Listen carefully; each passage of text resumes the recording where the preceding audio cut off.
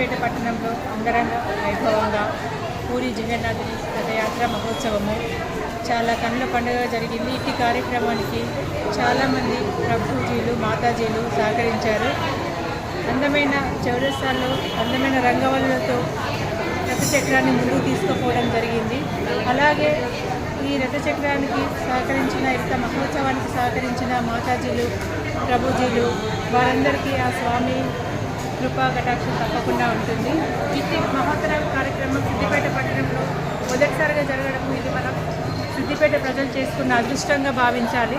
అలాగే ఇలాంటి కార్యక్రమాలకి ముందుండి అన్ని రకాలు సహకరించిన ప్రభుజీలకు మాతాజీలకు పేరు పేరున ధన్యవాదాలు.